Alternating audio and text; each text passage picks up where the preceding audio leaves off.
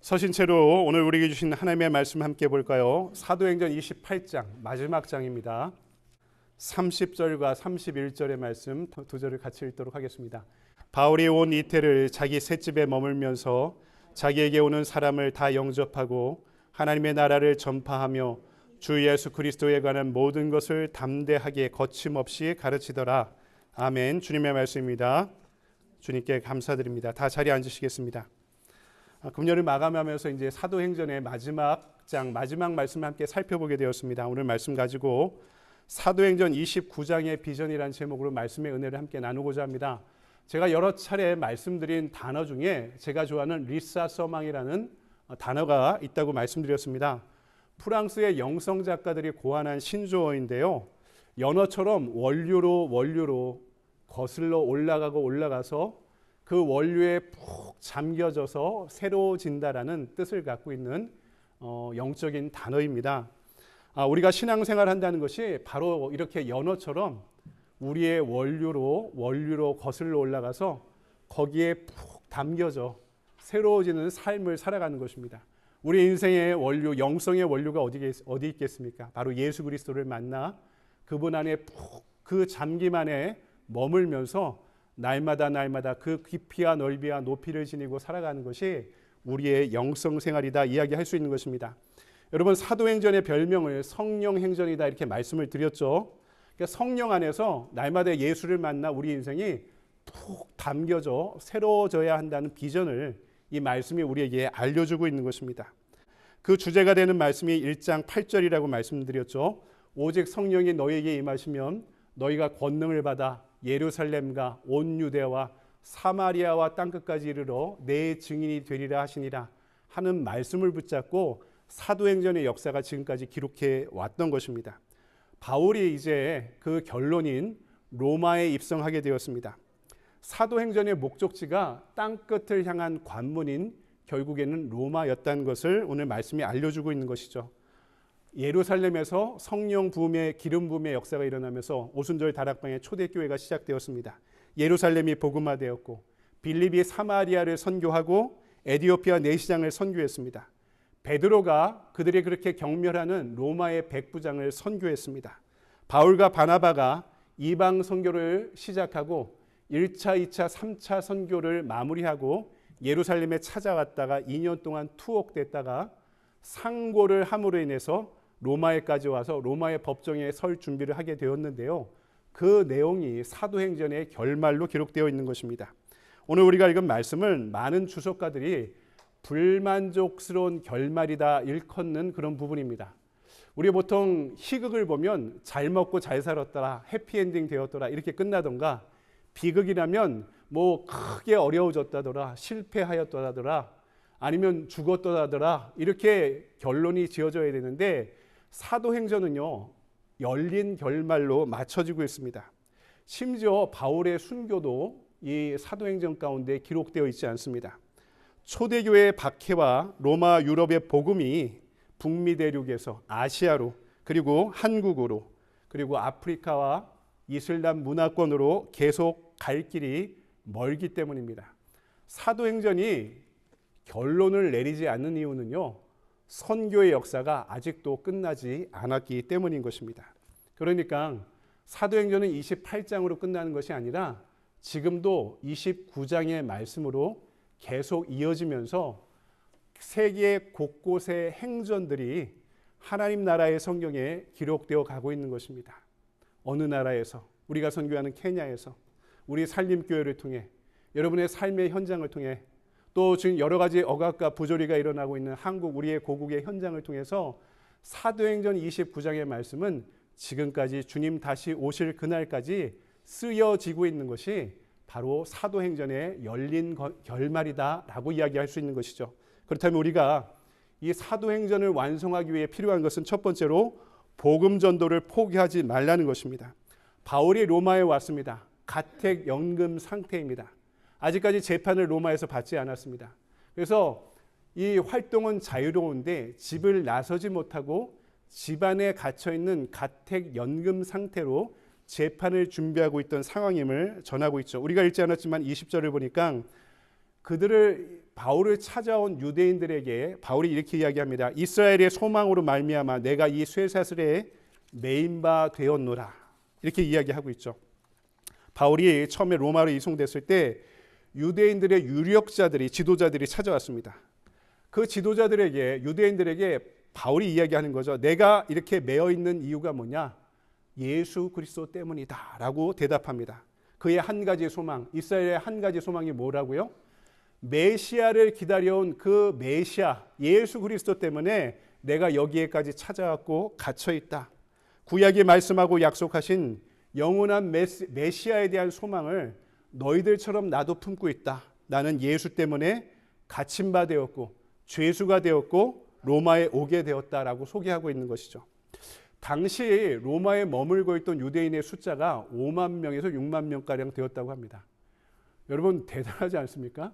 이스라엘에서만 온 유대인들, 로마 시대에 머물고 있던 유대인들이 그 당시에 5만 명에서 6만 명이 육박했다는 기록이 있을 정도이니까, 근데 이들이 유대나 이방에서 만난 유대인들과 다른 점이 있었습니다. 그것이 뭐냐면 바울에 대한 선입견이 없었습니다. 이들은 코스모폴리탄으로 세계 시민으로 살아왔던 그 세계관을 갖고 있어서 유대인들처럼 편협하지 않았던 모양입니다. 오히려 바울에 대한 관심을 갖고 그를 찾아올 정도로 바울에 대해서 열린 생각을 갖고 있던 사람들이었던 거죠. 예루살렘의 유대인들과 로마의 유대인들이 달랐던 거죠. 여러분, 복음을 전할 때 우리는 사람에 대한 선입견이 있습니다. 저 사람이 과거에 저렇게 살아왔으니까 복음을 받아들이지 않을 것이다. 때로는 그 반대로 과거에 그 사람에게 복음을 전했다가 거절당한 두려움 때문에 우리가 가장 크게 인간관계에서 갖고 있는 두려움이 뭐냐면 거절당함에 대한 두려움입니다. 그 사람에게 배척당할 두려움 때문에 가까이 가지 못하고 살아갈 때가 많은데 복음을 전할 때도 마찬가지죠. 그 사람에 대한 어떤 선입견이 있어서 다가가지 못할 때가 너무나 많다는 것입니다. 하지만 과거 나의 경험과 판단 때문에 사람을 고정하고 판단하고 선입견을 갖지 말라는 것입니다. 과거에 그 사람이 그랬더라도 우리 보통 얘기하죠. 사람은 안 변한다고. 물론 안 변하죠. 사람은요 안 변합니다. 근데요 그래도 우리가 열린 가능성을 가져야 되는 것은 성령의 역사는 사람을 분명히 변화시키기 때문입니다. 나는 할 수 없지만, 우리는 할 수 없지만 하나님이 그 사람을 만지시고 터치하시고 일으키시는 가운데 그 사람도 복음 안에 변화될 수 있다라는, 우리가 잘못된 선입견을 내려놓고 사람을 바라볼 수 있는 열린 마음을 가져야 한다는 것입니다. 여러분, 사람의 변화의 가능성을 열어놓읍시다. 우리는 모든 기회를 그래서 복음을 전할 기회로 삼아야 됩니다. 과거에 실패하고 거절당했다 하더라도 포기하지 마시기 바랍니다. 19세기 초 스코틀랜드의 한 시골 교회에서 부흥회가 진행되고 있었습니다. 근데 이 부흥회를 인도하고 있는 목사님이 부흥회가 지속될수록 점점 실망하게 되었습니다. 아무도 은혜 받지 않는 것 같고, 시간이 진행될수록, 날이 진행될수록 이 부흥회에 참여한 사람 숫자가 줄어들고 헌금도 줄어들고 있었던 것입니다. 급기야 마지막 날 여러분 이렇게 살면 안 됩니다. 하나님 앞에 헌신하시기 바랍니다. 이렇게 이야기했더니 한 아이가 헌금 시간에 앞으로 뚜벅뚜벅 걸어 나오더니 헌금 바구니 앞에 풀썩 주저앉는, 말도 되지 않는 사태가 벌어지게 되었던 거죠. 부흥회를 마치고 부흥사가 말을 타고 본인의 교회로 돌아가면서 잔뜩 실망한 채 돌아가게 되었다는 것입니다. 하지만 그 가운데 이분이 알지 못했던 사실이 있습니다. 이 예배 시간에 자신의 설교에 은혜 받고 앞으로 나온 소년이 어려서 돈이 없기 때문에 헌금 바구니에 자기의 몸을 드린 것입니다. 나는 하나님 내 삶을 하나님 앞에 드리겠습니다 하고 이 꼬맹이가 헌금 바구니 앞에 자기를 털썩 주저앉아 자신의 몸을 드린 것입니다. 그 소년이 누구였냐면 아프리카 선교의 아버지라 불리던 데이비드 리빙스턴 선교사였다고 합니다. 은혜 받은 한 소년의 변화가 선교의 물줄기를 바꿔놓게 되었다고 하는 것입니다. 그 부흥사가 이 소년이 변화될지 전혀 예측하지 못하고 실망한 채로 돌아갔지만 하나님은 그 가운데서도 한 사람 한 사람을 변화시키는 일을 계속하고 계셨던 것입니다. 여러분 23절을 보니까 그들이 날짜를 정하고 그가 유숙하는 집에 많이 오니 바울이 아침부터 저녁까지 강론하여 하나님의 나라를 증언하고 모세의 율법과 선지자의 말을 가지고 예수에 대하여 권하더라 이렇게 말씀하고 있습니다. 복음 전도가 바울의 목적이었던 거죠. 중요한 것은 예수님을 전하는 것입니다. 선교하면서 우리가 교회가 여러 가지 일들을 합니다. 사회복지도 하고 교회에서 뭐 기타도 가르치기도 하고요. 여러 가지 악기도 가르치기도 하고 한때 일본 교회에 붐이 되었던 게 스포츠 댄스를 가르치는 일들도 교회에서 벌어지기도 했습니다. 이것도 가르치고 저것도 가르치면서 관심을 불러일으키는 것이 교회의 눈높이를, 교회의 문턱을 낮추는 데는 매우 중요한 일이지만 결국에는 그 모든 일들도요. 그렇게 하는 것도 이유와 목적이 분명히 해야 되는 거죠. 예수 그리스도와 그분의 복음을 전하기 위해서 교회가 문턱을 낮추고 그러한 역할을 하는 것이 아닙니까? 제가 한국에 있을 때 섬기던 교회는요. 교회 안에서 락 공연까지 했습니다. 문화쉼터라는 공연을 하면서 여러분 잘 알고 있는 윤도현, 가수 이소라 이런 분들도요. 이 교회에서 데뷔한 이런 일들을 할 정도로 교회가 문턱을 낮추는 일들이 매우 중요한 일이 분명합니다. 하지만 그 모든 일을 하는 것이 예수 그리스도와 그분의 나라를 위해서라는 분명한 목적이 있었던 것입니다. 여러분 오늘 바울은 두 가지를 전했다고 이야기합니다. 31절을 보니까 하나님의 나라를 전파하며 주 예수 그리스도에 관한 모든 것을 담대하게 거침없이 가르치더라. 두 가지를 가르쳤다고요. 하나님의 나라와 예수 그리스도에 대한 모든 것을 전했다. 이렇게 이야기합니다. 먼저 하나님의 나라에 대해서 세상에 여러 나라가 있죠. 한국이 있고 미국이 있습니다. 또 이 땅의 나라가 있고 하나님의 나라가 있습니다. 여러분 예수님이 복음서를 보니까 당신이 이 땅에 오시면서 예수님이 오시면서 하나님의 나라가 시작되었다 이렇게 말씀하고 있죠.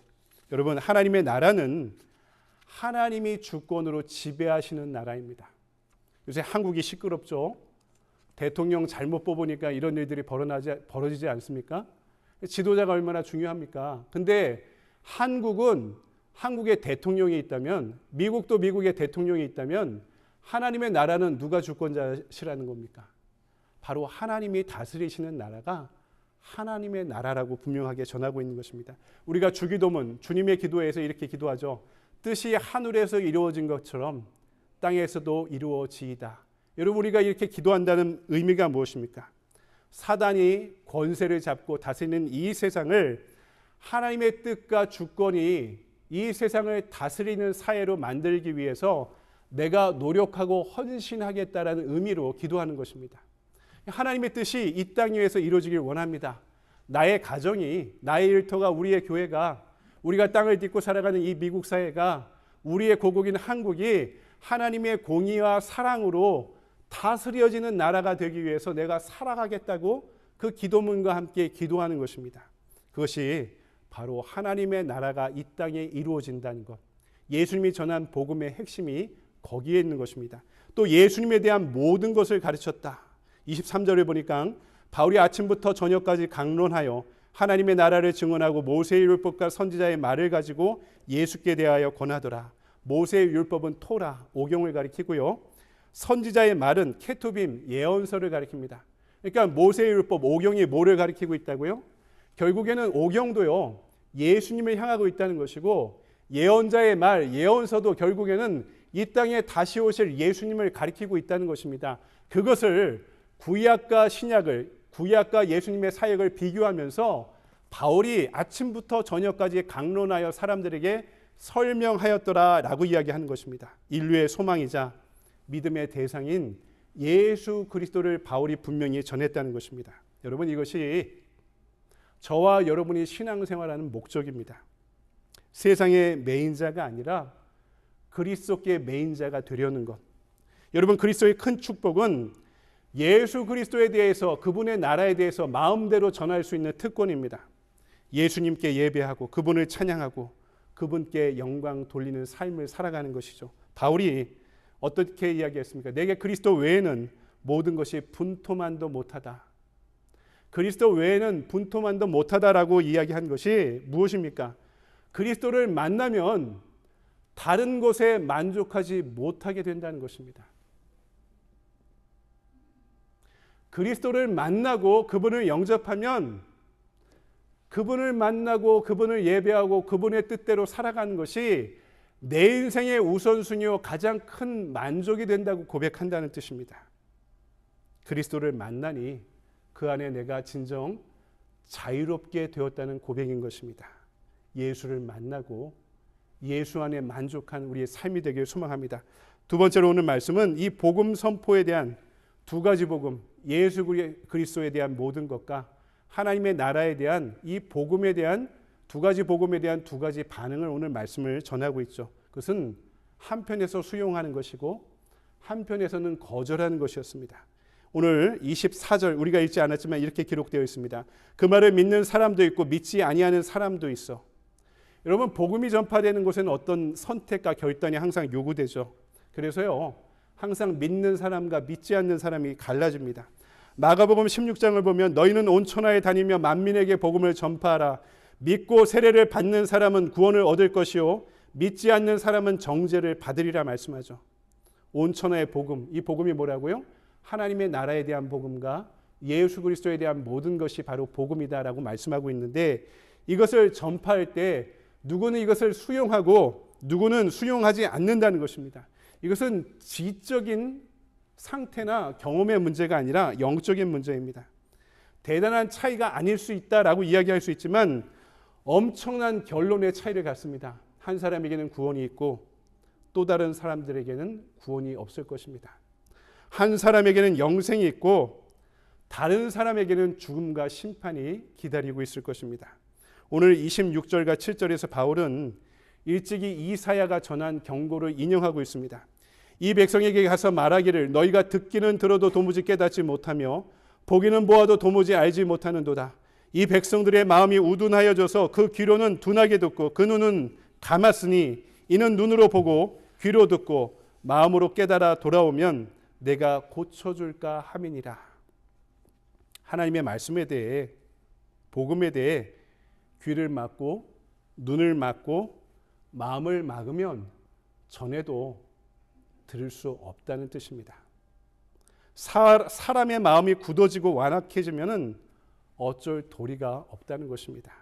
반대로 성령이 임하실 때 내가 이 복음을 받아들이면 구원의 사건은 눈으로 보고 귀로 듣고 마음에서 느껴지는 실체가 되어가는 것입니다. 그래서 히브리서 11장 1절 2절에서 이렇게 말씀하죠. 믿음은 바라는 것들의 실상이요 보이지 않는 것들의 증거니 선진들이 이뤄서 증거를 얻었느니라. 아멘. 여러분, 천국은 믿는 만큼 보입니다. 하나님의 나라, 천국이 이 땅에 이루어진다고 말씀하잖아요. 이 땅에 이 하나님의 나라가 어떻게 이루어지고 있습니까? 내가 믿는 만큼 그것이 이루어지고 있는 것이 보인다는 것입니다. 내가 믿는 만큼 하나님의 나라가 나에게 실체로 다가온다는 것입니다. 내가 믿는 만큼 이 믿음의 비전이 나에게 리얼리티가 현실이 되어간다는 뜻입니다. 구원의 사건은 그래서 믿음으로 받아들여야 되는 것입니다. 믿음으로 받아들이는 자는 그래서 세상의 백성으로 사는 것이 아니라 하나님이 다스리시는, 하나님이 주권을 가지신 하나님의 백성으로 살아가게 된다는 뜻입니다. 오늘 우리가 이 땅의 백성이 아니라 하나님의 백성으로 부름받았다는 사실을 잊지 마시기 바랍니다. 마지막으로 오늘 말씀은 오늘도 계속되고 있는 사도행전 29장의 비전을 우리에게 알려주고 있습니다. 유대인들이 복음을 받아들이지 않을 때 복음이 이방인들에게로 전파되었습니다. 28절, 그런즉 하나님의 이 구원이 이방인에게로 보내어진 줄 알라. 그들은 그것을 들으리라 하더라. 이 말을 지금 누구에게 하고 있습니까? 유대인 지도자들에게 하고 있습니다. 너희가 듣지 않으면 이 복음의 빛이 많은 사람들, 더 많은 이방인들에게 전파될 것이다. 이것이 사도행전의 주제입니다. 예루살렘에서 시작된 복음이 어떻게 이방인들에게로 전파되었는가? 오순절 120문도에게 임재한 성령의 역사가 어떻게 예루살렘에서 온 유대로 사마리아에서 땅끝으로 그리고 그 땅끝을 향하는 관문인 로마에까지 오게 되었는가를 기록하고 있는 것입니다. 여러분, 사도행전적인 교회가 무슨 뜻입니까? 뭐 초대교회로 돌아가자, 뭐 초대교회 리바이벌 이런 표현을 많이 쓰는데 여러분 초대교회가 지금보다 뭐 훌륭한 건물을 가졌겠습니까? 이런 뭐 마이크나 음향 시설이 있었겠습니까? 악기를 뭐 더 좋은 걸 가졌겠습니까? 재정이 넘쳐났다면 얼마나 많았겠습니까? 초대교회로 돌아가자, 사도행전적인 교회가 되자라는 말이 무엇입니까? 여러분 사도행전적인 교회는 다른 것이 아닙니다. 땅끝까지 복음을 전하려는 비전과 야망과 열심을 지닌 교회라는 뜻입니다. 사도행전의 말씀은 그 말씀으로 유럽을 변화시키고 미국을 변화시키고 한국 사회를 변화시켰습니다. 하지만 아직도 가야 할 길이 멉니다. 하나님은 바로 이 일을 위해서 교회를 세우신 것이고 지금 저와 여러분 우리를 부르고 계시는 것입니다. 고린도전서 13장 1절부터 3절까지 이런 말씀이 기록되어 있죠. 내가 사람의 방언과 천사의 말을 할지라도 사랑이 없으면 소리나는 구리와 울리는 꽹과리가 되고 내가 예언하는 능력이 있어 모든 비밀과 모든 지식을 알고 또 산을 옮길 만한 모든 믿음이 있을지라도 사랑이 없으면 내가 아무것도 아니요 내가 내게 있는 모든 것으로 구제하고 또 내 몸을 불사르게 내줄지라도 사랑이 없으면 내게 아무 유익이 없느니라.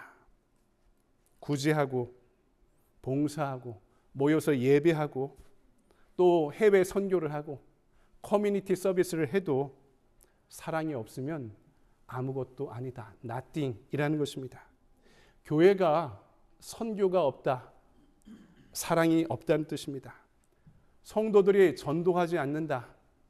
사랑하지 않기 때문에 죽어가는 사람이 내 눈에 보이지 않는다는 뜻입니다.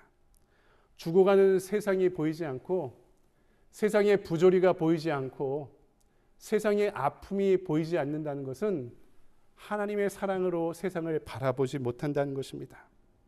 죽어가는 생태계가 또 여러 가지 열악한 정치적인 상황으로 열악한 우리 한국 사회가 또 우크라이나와 팔레스타인의 전쟁의 현장이 보이지 않는다는 것은 내가 그곳에 연약한 이들에 대한 관심이 없다는 뜻입니다.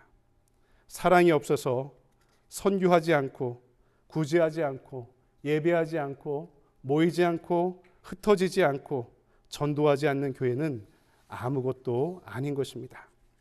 바울은 2년간 가이사랴에서 구금된 상태로 2년 동안 로마 선교를 준비했습니다. 그리고 오늘 말씀처럼 로마에 와서 구금이 가택연금이 시작되었는데요. 이 과정이 2년 동안 지속됩니다. 그리고 네로의 재판을 받고 참수형, 목이 잘리는 순교를 당하면서 그의 선교를 마무리하게 됩니다. 이 2년 동안 가택에 연금된 상태로 바울은 무엇을 했을까요? 여러분 오늘 우리가 읽은 30절, 31절을 다시 보시기 바랍니다. 바울이 온 이태를 자기 셋집에 머물면서 자기에게 오는 사람을 다 영접하고 하나님의 나라를 전파하며 주 예수 그리스도에 관한 모든 것을 담대하게 거침없이 가르치더라. 아멘. 거기서 뭘 했다고요? 한 사람 한 사람을 만났습니다. 그들에게 하나님의 나라와 예수 그리스도의 모든 것을 가르치기 시작했습니다.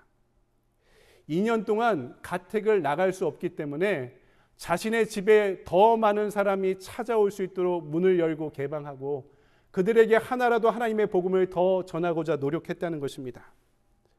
그 가르침 가운데 제자 훈련 받은 사람들은 결국 복음을 방해하고 핍박했던 제국 로마를 뒤집어 놓았던 것입니다.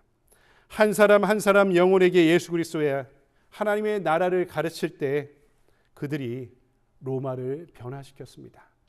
칼든 로마가 결국에는 복음의 칼에 무너지게 되었습니다.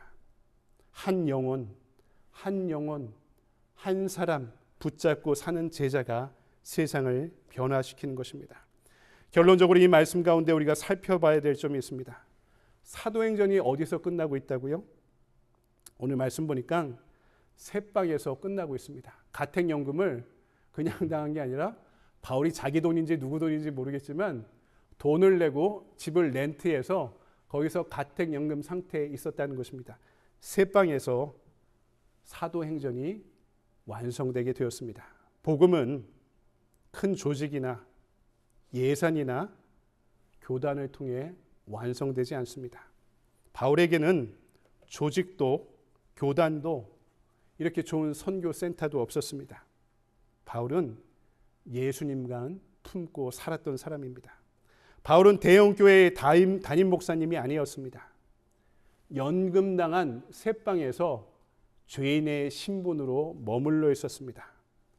돈이 없어도, 큰 건물이 없어도 예수님만 있으면 된다는 사실을 가르쳐주고 있는 것입니다. 오늘 우리가 교인총회를 하면서 한 해를 마감하고 내년도를 준비하게 되었습니다. 우리가 많은 것이 필요합니다.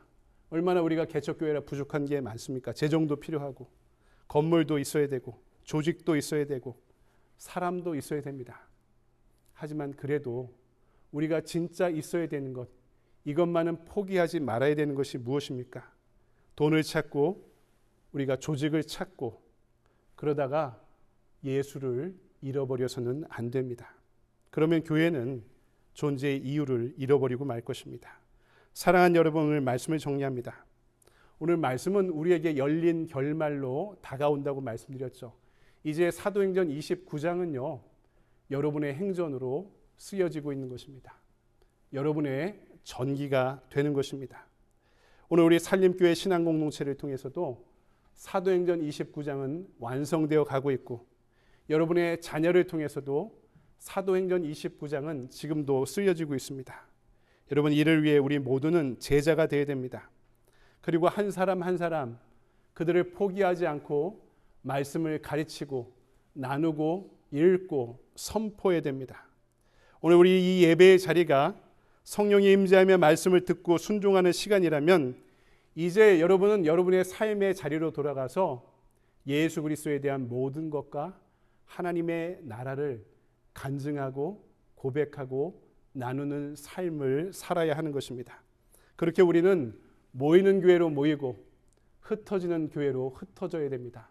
모이는 교회가 뭡니까? 모여서 예배드리고 세일 모임하고, 이게 모이는 교회라면, 흩어지는 교회는 여러분 한 사람 한 사람이 교회가 되어서 세상을 향해서 찾아가는 것입니다. 여러분의 가정으로, 일터로. 이것이 바로 사도행전 29장이 쓰여지는 장소라는 것을 여러분 잊지 마시기 바랍니다. 여러분의 가정이, 여러분의 일터가 현실의 모순과 부조리가 넘쳐나고 있는, 우리가 땅을 딛고 살아가고 있는 이 세상 모든 것이 지금도 여전히 성령의 역사 가운데 쓰여지고 있는 사도행전 29장의 현장이 될 줄 믿습니다. 하나님은 오늘 이를 위해서 우리를 부르셨고, 이를 위해서 여러분을 땅끝을 향해 파송하시는 줄 믿습니다. 그 땅끝을 향해 우리의 마음을 모아가고 기도를 모아가고 후원과 섬김을 모아가는 우리 믿음의 공동체가 되기를 주님의 이름으로 간절히 축원드립니다. 기도하겠습니다. 사랑해 주님, 오늘 말씀이 우리에게 주신 말씀임을 믿습니다. 이 말씀 붙잡고 살아갈 때 우리의 믿음의 공동체 산림교회가 좌로나 우로나 치우치지 않게 하시고, 이 말씀 붙잡고 살아갈 때 우리의 인생이 나갈 바가 무엇인지, 우리의 교회가, 우리의 공동체가, 또 제자가 되고자 하는 내가 살아가야 될 삶의 방향이 무엇인지 깨달아 알 수 있도록 우리를 인도하여 주시옵소서. 예루살렘과 온 유대와 사마리아를 향했던 그 복음이 오늘 우리를 통해 땅끝을 향해 나아가는 역사가 이루어질 수 있도록 주여 우리를 부르시고 우리를 사용하여 주시옵소서. 거룩하신 주 예수 그리스도의 이름으로 감사하며 기도드리옵나이다. 아멘. 다시 자리에서 일어나셔서 우리 결단의 찬송가 516장 함께 찬송할까요?